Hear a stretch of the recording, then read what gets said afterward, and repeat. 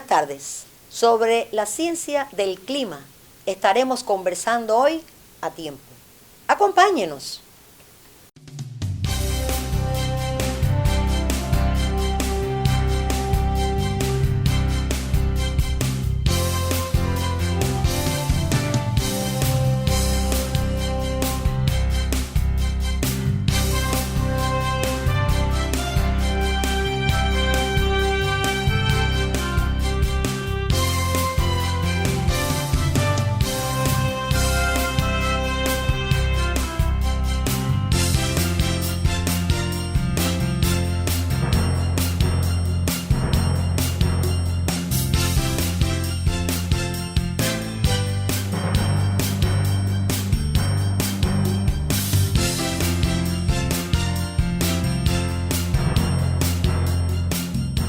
Le doy la bienvenida a un invitado muy especial. Sí, especial, porque si usted es seguidor de A Tiempo, habrá visto en varias ocasiones al doctor Eduardo Plano Gutiérrez aquí en nuestro programa.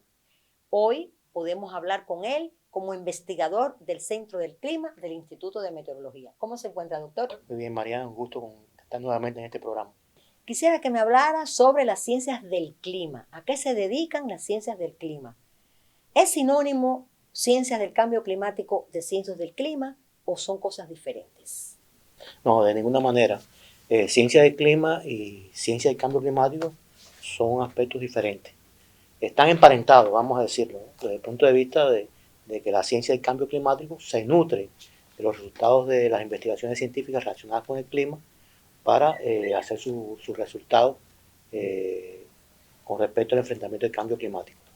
En primer lugar, la ciencia del clima se trata de todas las investigaciones que se hacen relacionadas con el clima propiamente hablando. ¿Qué quiere decir esto? Desde el proceso de adquisición de los datos, la certificación de los datos.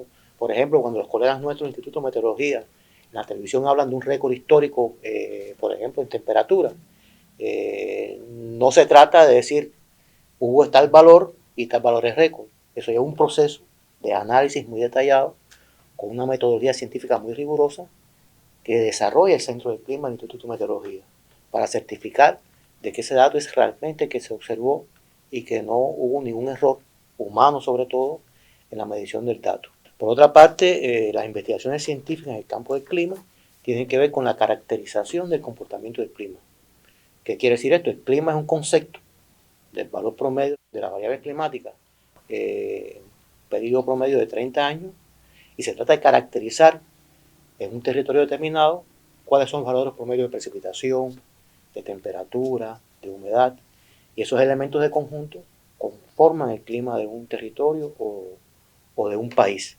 De manera que cuando decimos el clima cubano, un clima tropical húmedo, con dos estaciones de lluvia bien definidas y unas estaciones de temperatura que nos permiten hablar de invierno y de verano, es el resultado de una investigación detallada y procesamiento de los datos que nos permiten caracterizar ese comportamiento.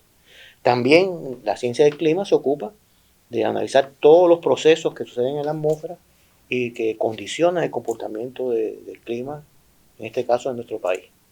Por ejemplo, es muy conocido por la población, porque es objeto habitual de comentarios, sobre todo en la televisión, el evento del Niño, de que si llueve o no llueve más, de que si hay ciclones o no hay ciclones por influencia del Niño.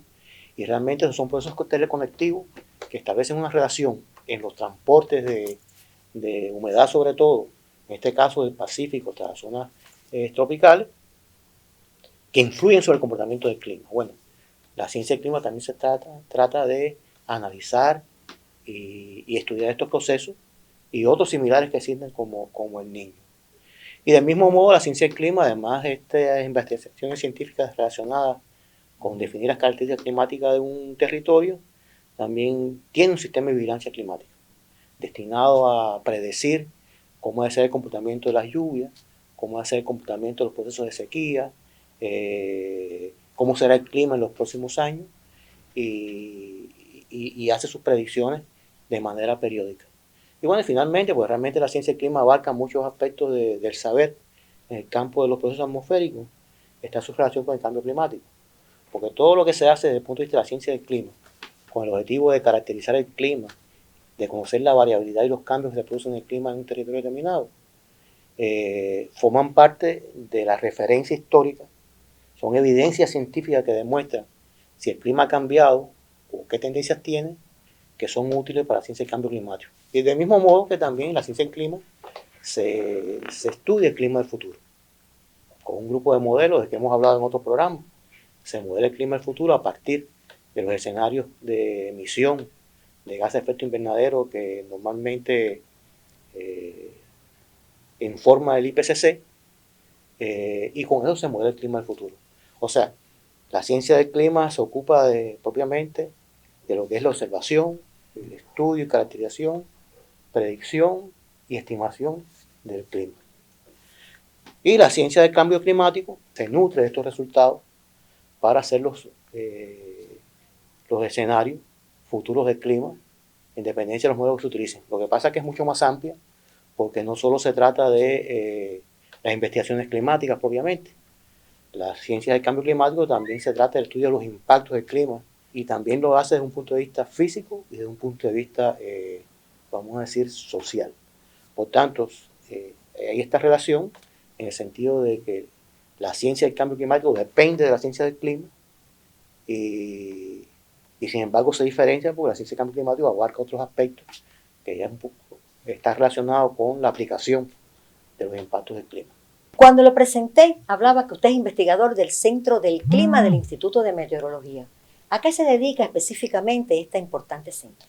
El Instituto de Meteorología está integrado por un conjunto de centros que se ocupan de varias funciones, tanto de servicio como de funciones científicas. Y uno de ellos es el Centro del Clima, que se considera dentro del Sistema Meteorológico Nacional como la institución rectora a nivel nacional de todo relacionado con las investigaciones sobre el clima y el manejo de la información climática. Y desde ese punto de vista, el Centro del Clima, primero debo decirte que en el Centro del Clima existe un grupo de trabajo dedicado a coordinar las comunicaciones nacionales sobre el cambio climático que se hacen periódicamente a la Convención Marco de Naciones Unidas sobre el Cambio Climático. Es una función que tiene el Centro del Clima desde hace mucho tiempo y que nos ha permitido avanzar en los procesos nacionales de comunicación nacional. Del mismo modo, el Centro del Clima tiene un sistema de vigilancia climática, un sistema de monitoreo del clima que funciona diariamente y que periódicamente hace una evaluación del estado del clima del país y hace predicciones y hace pronósticos también de cómo será el comportamiento del clima, en particular de determinadas variables meteorológicas, en los próximos 6 meses, en el próximo año. Y también esto es parte de las funciones que hacemos, que están muy relacionadas con el tema también del cambio climático, porque es la base para poder realizar las investigaciones científicas del cambio climático y conocer los impactos que se realizan. Son muchas las actividades que realiza el Centro del Clima desde el punto de vista científico y de servicios científicos técnicos. Por ejemplo, hay un aspecto poco conocido por la población y por el público en general. El Centro del Clima en este caso ayuda a dirimir conflictos que puedan producirse. Por ejemplo, normalmente los agricultores cubanos aseguran su cosecha contra eventos meteorológicos extremos, las inundaciones por penetración del mar, las intensas lluvias, que es muy dañino en el caso del tabaco, y muchas veces producen determinadas afectaciones a una producción agrícola, y el agricultor demanda del seguro que cubra las pérdidas de cosecha. Pero no basta eso, se recurre entonces a la evidencia climática, y el Centro del Clima, en un servicio científico técnico, ayuda a ese tipo de solución de estos problemas. Sucede con los problemas del seguro y también a veces sucede con problemas legales, porque han habido situaciones determinadas que ha demandado la intervención de la justicia, y también ha sido necesario certificar que se ha producido un hecho climático que ha contribuido a un determinado problema. O sea, es compleja la actividad del Centro del Clima, no solo ciencia, sino también aborda estos problemas de la vida cotidiana. Cuando hablamos de cambio climático, inmediatamente nos viene a la mente adaptación y mitigación, ¿es así? Bueno, quisiese entonces que empezar explicándome qué es la adaptación al cambio climático. ¿Cómo nos adaptamos al cambio climático? Es un tema bastante complejo y nosotros lo trabajamos desde el punto de vista de la tarea vida. La tarea vida, o sea, el plan del Estado cubano de enfrentamiento al cambio climático, tiene entre sus propósitos guiar y contribuir al proceso de adaptación al cambio climático y también de la mitigación del cambio climático. Entonces, pero no es tan simple como que hay un cambio de condiciones y me voy a adaptar. Porque en la escala de adaptación hay tres, vamos a decir, niveles para adaptación. La llamada a corto plazo, que es un término en el futuro de unos 10 años, a mediano y largo plazo, que ya estamos hablando de más de 10 años en adelante. A largo plazo quizás más de 30 años. Y sucede que, volviendo al tema de la ciencia del clima, hay un principio que no se puede eludir en la adaptación, y es que hay que saber a qué adaptarse. Uno no puede establecer una medida de adaptación sin saber cómo va a ser el clima que me voy a adaptar y cuáles van a ser las condiciones que existirán en el momento que el clima cambie. Entonces, visto en estas tres escalas de tiempo que yo te acabo de mencionar, la adaptación al cambio al corto plazo es mucho más sencillo porque sencillamente es el presente climático. Uno puede tener una idea de cómo va a cambiar el clima y dirigir las medidas de adaptación con un fin específico. Pero ya a plazos mayores de 10 años se trata de hacer un ejercicio de integración multisectorial que permita saber cómo va a ser el clima de Cuba en los próximos 20 años y qué condiciones de desarrollo posibilitará ese clima. Por ejemplo, hoy en día nosotros cosechamos determinado producto agrícola, no voy a mencionar ninguno para no hacer una alusión directa a alguno, y puede ser que dentro de 20 años no haya condiciones para producir ese cultivo, ese producto agrícola. Y se trata desde el presente, saber cuáles son los próximos el cultivo que tengamos que asumir en el país para mantener la alimentación, en este caso, del cubano. Y esto requiere de mucha ciencia, requiere de mucha integración entre los sectores, porque se trata de una visión a futuro que no es fácil de lograr. Yo debo decirte que desde mi punto de vista nosotros hemos avanzado mucho en el país en el tema de la adaptación de corto plazo. La tarea de vida asume ahora el reto de trabajar en el plazo medio y el plazo largo, o sea, hacer proyecciones a más largo plazo en la adaptación. Y esto requiere este conocimiento. Y requiere sobre todo de avanzar en la integración de la visión, o sea, romper la sectorialidad que existe en algunas acciones que cometemos en el país y sobre todo entender mejor lo que es el cambio climático y las implicaciones que tiene. Por tanto, nada, la adaptación se trata de conocer cómo va a ser el clima del futuro, el clima como recurso, qué posibilidades da, qué cantidad de agua tendremos bajo las condiciones climáticas que existirán, qué tipo de cultivos agrícolas se podrán producir o qué hace falta hacer para mantener la producción de determinados cultivos y entonces en función de eso tomar medidas de adaptación que permitan enfrentar este reto y asumir con responsabilidad las decisiones de desarrollo que tomen en cuenta las posibilidades reales del país de mantener un modelo de vida bajo un clima que es distinto, porque indiscutiblemente el cambio climático se trata de un cambio de clima. Y un cambio de clima quiere decir que si hoy tenemos un clima tropical húmedo con 2 estaciones lluviosas y ciertos niveles de precipitación, en los próximos 30 años, según los escenarios que nosotros están desarrollando en el país, habrá un clima más seco, más árido, con menos precipitación, con mayor influencia de fenómenos extremos, y en esas condiciones climáticas del futuro, algunas de las cuales estamos ya viviendo, será otro modo de producción y de vida de los cubanos de los años venideros. Bueno, para hablar de mitigación, yo creo que sería importante, doctor Planos, y bueno, le invito a usted también y a los amigos televidentes a escuchar al doctor Wenceslao Carrera Dural, que él es especialista precisamente de mitigación en Cuba Energía, una institución que pertenece a la agencia nuclear. Vamos a escuchar qué nos tiene que decir al respecto el doctor Wenceslao Carrera.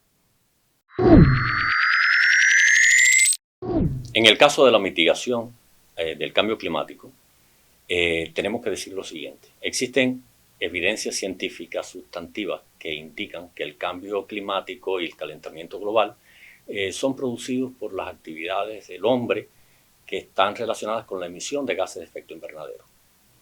Desde la época industrial, o sea, de 1750 acá, esas actividades del hombre se han incrementado de manera sustantiva.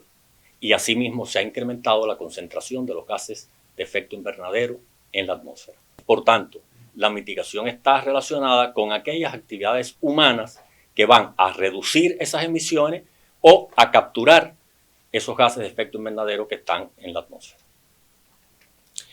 Entonces, pudiéramos preguntarnos cuáles son esos gases de efecto invernadero y qué actividades son las que lo producen. Bueno, pues en ese sentido, tenemos que decir que los principales gases de efecto invernadero son el dióxido de carbono, el metano, el óxido de nitroso y los llamados gases fluorados. El dióxido de carbono se genera en todos los procesos donde existe combustión. Como ustedes saben, la combustión es una reacción de oxidación donde el combustible, al unirse con el oxígeno, se produce CO2 y agua. Y combustión tenemos en casi todos los procesos, en producción de generación de energía, en el transporte, o sea, donde hay quema de combustibles. Este gas, el dióxido de carbono, es uno de los principales causantes del calentamiento global. En el caso del metano, el metano se produce en todos aquellos procesos donde se produce fermentación de materia orgánica. O sea, estamos hablando que se produce, por ejemplo, en la ganadería rumiante, se produce en la producción de arroz ya que hay inundaciones por agua, se produce en los vertederos de residuos sólidos urbanos. Esos son algunos de los procesos donde se produce el metano. El tercer gas de efecto invernadero importante es el óxido de nitroso. El óxido de nitroso se produce en algunos procesos agrícolas y también en procesos industriales. Por ejemplo, allí donde hay un uso masivo, intensivo de fertilizantes nitrogenados, pues hay liberación de óxido de nitroso a la atmósfera. Igualmente donde se producen nylon, donde se produce ácido nítrico y también se produce allí donde la combustión no es completa. Por ejemplo, en los motores de combustión interna, en el transporte vehicular, pues al no ser completa la combustión, pues por los tubos de escape se libera óxido nitroso. Cuando estamos hablando de los gases fluorados en la práctica no existen en la naturaleza, son creados por el hombre y se utilizan muchísimo en los sistemas, por ejemplo, de refrigeración, climatización. Esos son los principales procesos a los que están asociados la liberación de gases de efecto invernadero. Cuando estamos hablando de captura, por ejemplo, uno de los principales elementos o sistemas que retienen o remueven desde la atmósfera el dióxido de carbono son los bosques para producir la fotosíntesis. Por eso los bosques son tan importantes para la mitigación del cambio climático. La porción de emisiones de gases de efecto invernadero de Cuba con respecto a las emisiones globales no rebasa el 0,1%. ¿Por qué entonces en las principales políticas de desarrollo del país se vislumbra la mitigación como una dimensión importante? Bueno, yo diría que hay dos elementos fundamentales, al menos a los cuales quisiera referirme. Primeramente, la dimensión política, por el compromiso de Cuba que siempre ha tenido con la comunidad internacional y de hecho esto está refrendado en la Constitución de la República porque el enfrentamiento al cambio climático es uno de los ejes de política exterior del país. Pero también hay un segundo elemento y el segundo elemento tiene que ver con el desarrollo del país. La mitigación no se puede ver como un elemento que frena el desarrollo, sino que la mitigación es un elemento fundamental de oportunidad al desarrollo. Me explico. Cuando estamos hablando de mitigación, si realmente esta dimensión es correctamente insertada en los planes de desarrollo, estamos hablando de modernización tecnológica.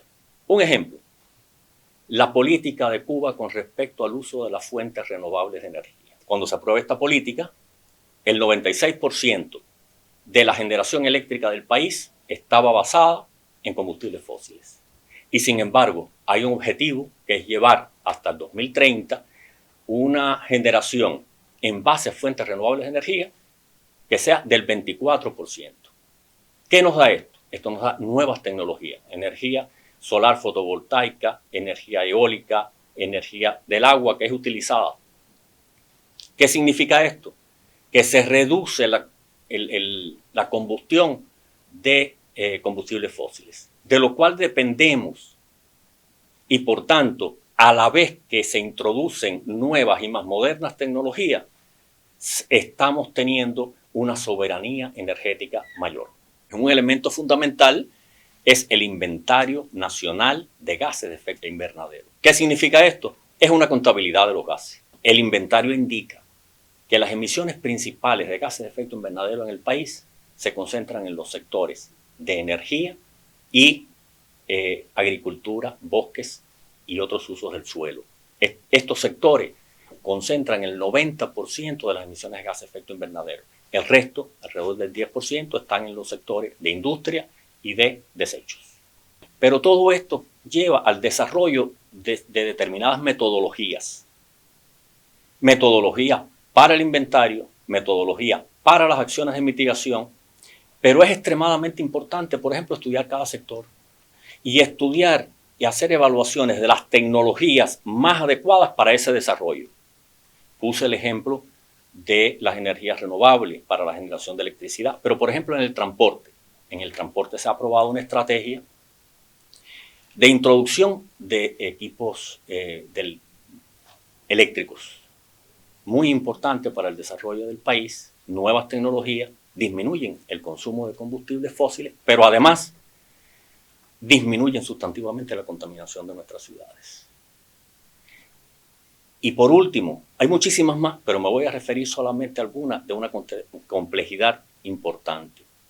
Y es que yo puedo decir e incluso comprometer ante la comunidad internacional determinadas acciones de mitigación. Pero yo tengo que demostrar entonces que estoy reduciendo aquello que dije que voy a reducir. Y eso implica todo un sistema de monitoreo, de reporte y de verificación con una trazabilidad y una transparencia que permita al país informar en esos reportes e informes bienales de actualización que Cuba realmente está cumpliendo sus compromisos con la comunidad internacional bajo las condiciones que indicó. Yo creo que hasta aquí estos son los retos fundamentales que tienen que ver con el tema de la mitigación, y es un tema complejo, pero es un tema de mucha importancia para el desarrollo del país. Realmente es un placer tener en nuestro programa al doctor Wenceslao Carrera y también a usted. A usted habitual en el programa y Wenceslao por primera vez, pero sin dudas la última no será.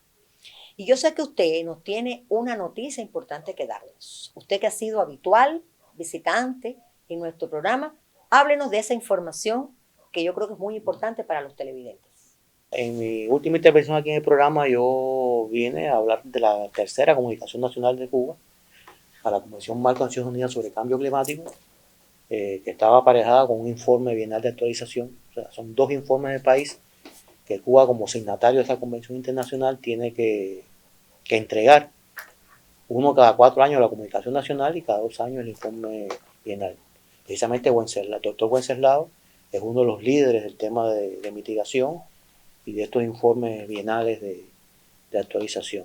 La noticia es que efectivamente Cuba entregó en el 2020, el 23 de noviembre de 2020, ambos reportes del país. No es el simple hecho de que lo entregó. El hecho connotado es que se hizo en medio de una pandemia, bajo condiciones muy difíciles de trabajo, y que muchos países desarrollados no cumplieron su compromiso con la convención. Pidieron prórroga por la extensión de la pandemia, y sin duda todo el esfuerzo que ha hecho Cuba organizativo para enfrentar la pandemia basado en la ciencia y todo lo que Cuba está haciendo con la ciencia como soporte es una muestra que se evidencia a través de este cumplimiento, incluso adelantado, porque había que entregar esos informes en diciembre. Eso es un éxito de la ciencia cubana. Pienso que son informes importantes que hay que leer porque da una visión general del cambio climático en Cuba y de cada uno de sus componentes, la mitigación, la adaptación de la que voy a hablar aquí en este programa. Está en la red de ciencia de Cuba, donde todo cubano y no cubano puede acceder a ella y obtener valiosa información sobre la ciencia cubana. Y también en breve va a estar en un sitio web que estamos desarrollando con Sigmatel sobre la ciencia y cambio climático, que va a estar en el dominio del Instituto de Meteorología, donde también se va a encontrar toda la información científica de Cuba sobre el cambio climático. Habrá una multimedia que la contendrá y así se enteran de otras cosas importantes que tenemos en esa red cubana. Le agradezco muchísimo su presencia, por supuesto, al doctor Wenceslao y también a usted en el programa. Creo que puede venir por acá en otro momento para presentarnos todo eso que usted está diciendo que están terminando con Sigmatel y con otras instituciones, ¿sí? Con mucho gusto, como siempre. Y ya lo sabe usted.